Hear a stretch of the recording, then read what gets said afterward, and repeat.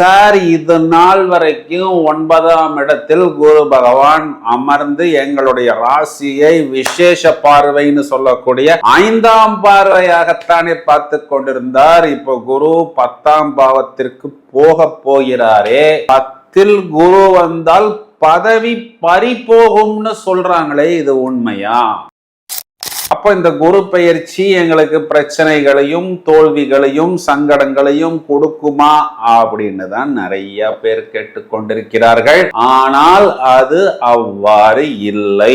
ஏன் அப்படின்னா, என்ன அப்படின்னா, 5ஆம் இடத்தில் இருக்கக்கூடிய ராகுவை இதனால் வரை குரு பார்த்து கொண்டிருக்கிறார்.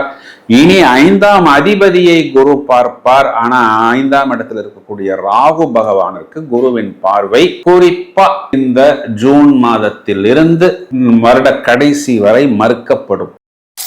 ஹலோ ஃப்ரெண்ட்ஸ், கோச்சாரத்தில் எல்லோரும் ஆர்வத்துடன் எதிர்பார்த்து காத்திருக்கக்கூடியது வரப்போகிற குரு பெயர்ச்சி. மே மாதத்தின் கடைசி 26/5/2026 குரு பகவான் தனது சொந்த நட்சத்திரமான புனர்பூச நட்சத்திரத்திலேயே மிதுன ராசி மண்டலத்திலிருந்து கடகராசி மண்டலத்துக்கு பயிற்சியாக இருக்கிறார். மேலும் அவர் சனி பகவானின் நட்சத்திரமான பூசம் மற்றும் ஆயில்ய நட்சத்திரத்தையும் வரிசையாக கடக்க போகிறார்.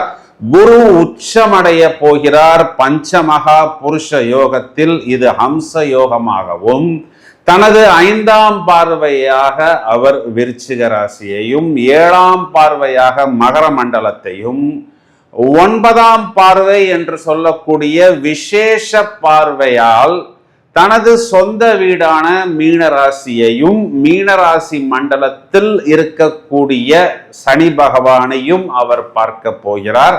இதுல என்ன ஒரு பிளஸ் அப்படின்னா, இந்த வருடத்தின் கடைசியில் ராகு பகவான் மகர ராசி மண்டலத்துக்குள் வந்தாலும் ராகு பகவானையும் குரு பகவான் பார்க்க போகிறார்.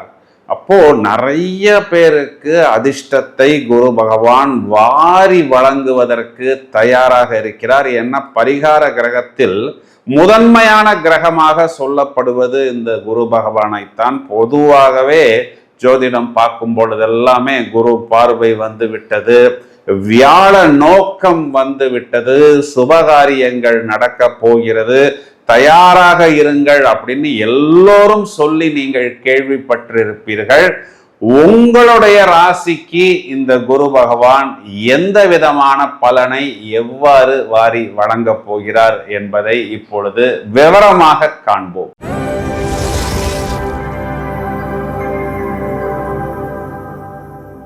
துளாராசிக்கு இந்த குரு பயிற்சியினுடைய பலனை சொல்வதற்கு ரொம்ப நேரமா காத்து கொண்டிருக்கிறேன். ஏன் அப்படின்னு, எல்லா துளாராசிக்காரர்களுடைய கேள்வி ஒரே கேள்விதான். சார், இது நாள் வரைக்கும் 9ஆம் இடத்தில் குரு பகவான் அமர்ந்து எங்களுடைய ராசியை விசேஷ பார்வைன்னு சொல்லக்கூடிய 5ஆம் பார்வையாகத்தானே பார்த்து கொண்டிருந்தார். இப்போ குரு 10ஆம் பாவத்திற்கு போக போகிறாரே. 10ல் குரு வந்தால் பதவி பறிபோகும்னு சொல்றாங்களே, இது உண்மையா?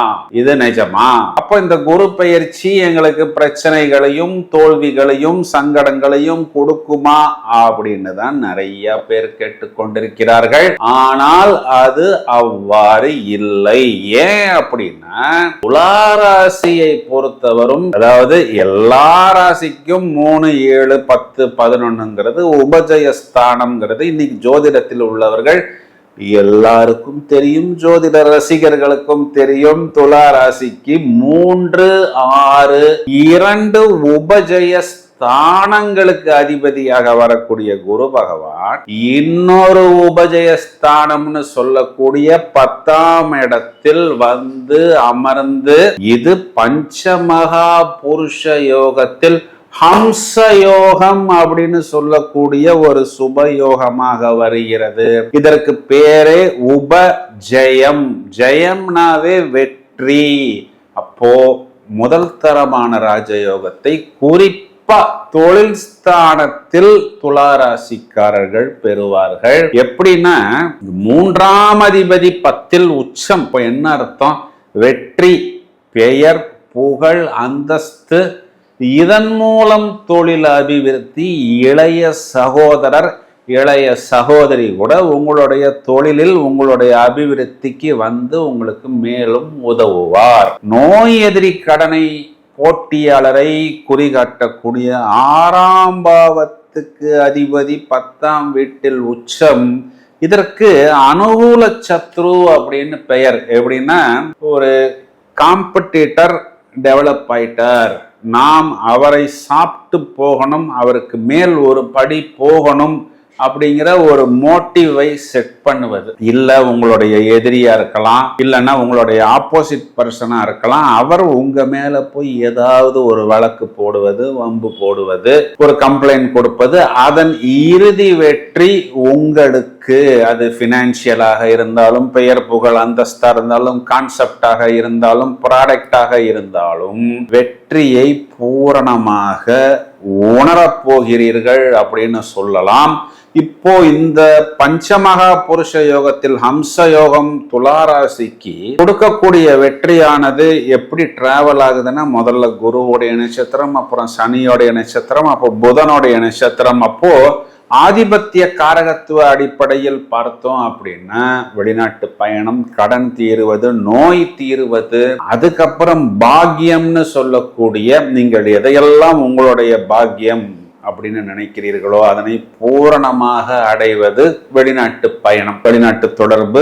குறிப்பா பார்த்தோம் அப்படின்னா, அது சாட்டனுடைய நட்சத்திரத்துல பயணிக்கக்கூடிய காலகட்டம். பூச நட்சத்திரத்தில் குரு பயணிக்கும் பொழுது அதற்கு பேரே குரு புஷ்யாமி யோகம்னு சொல்லப்படுகிறது. அப்போ உங்களுடைய ஜாபு, உங்களுடைய ஒர்க்கு, அதில் ஒரு மாற்றம், இன்க்ரிமெண்ட், ப்ரொமோஷன். சார், என்னுடைய பாஸே எனக்கு ஆப்போசிட்டா இருக்கிறார் சார், என்னை கார்னர் பண்றாரு சார், என்னை ஒரு டெவலப்மெண்ட் ஃபேஸ்க்குள்ள விடமாட்டேங்கிறாரு சார் அப்படின்னு யாரெல்லாம் வருத்தப்படுகிறார்களோ அவர்களுக்கெல்லாம் ஒரு நல்ல ஒரு கார்பரேட் ஜாபு, இல்லைன்னா ஒரு உயர் பதவி, உயர் அந்தஸ்து, உயர் சம்பளம், கடனை அடைப்பது, இதெல்லாம் இப்ப நம்ம சொன்னது எல்லாமே ஸ்தான பலத்தை வைத்து. இப்போ குரு அப்படின்னாவே பிரதானமாக நாம் எடுத்துக்கொள்ள வேண்டிய விஷயம் அப்படின்னா பார்வை பலம். 2ஆம் இடத்தை பார்க்க போகிறார், 4ஆம் இடத்தை பார்க்க போகிறார்.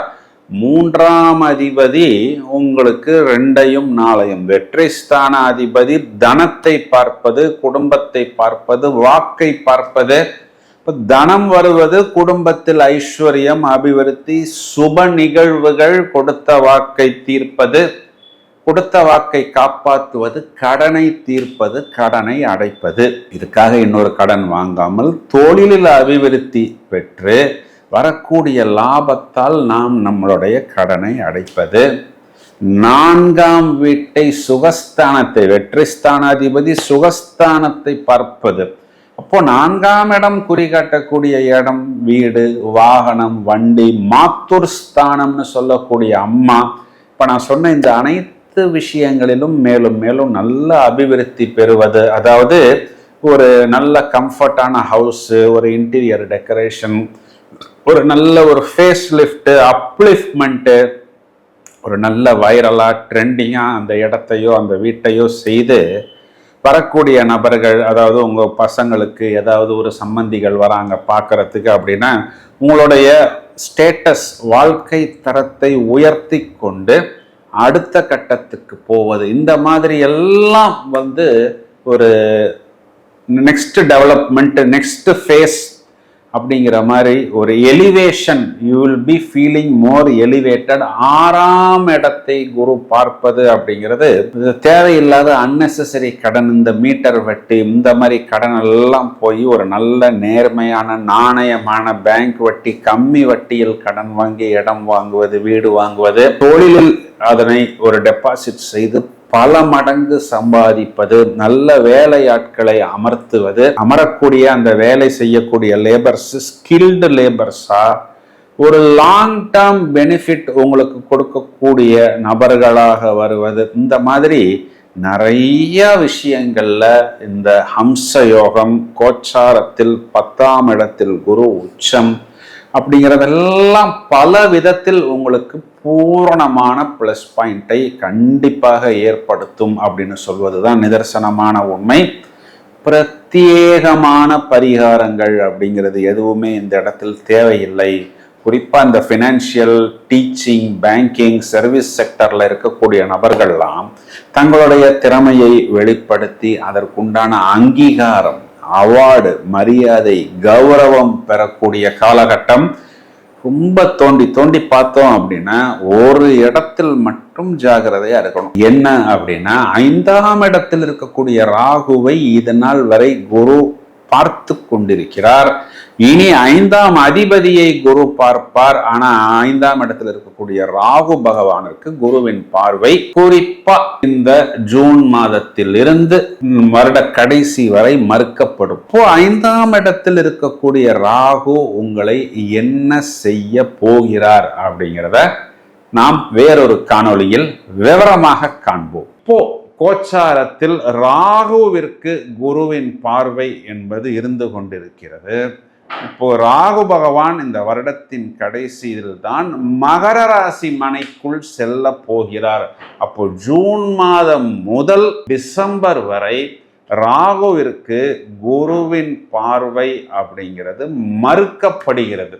இது காலகட்டங்களில் இந்த ராகு பகவான் உங்களுடைய ராசிக்கு என்ன செய்ய போகிறார் அப்படிங்கிறத தனி ஒரு வீடியோவாக நாங்கள் தயாரித்து கொண்டிருக்கிறோம். வெகு சீக்கிரத்தில் எங்களுடைய இந்த சேனலில் இந்த காணொளிகளும் அப்லோடு செய்யப்படும். தொடர்ந்து இணைப்பில் இருங்கள். இந்த பதிவை உங்களது நண்பர்களுக்கும் உறவினர்களுக்கும் ஷேர் செய்யுங்கள். Thank you friends.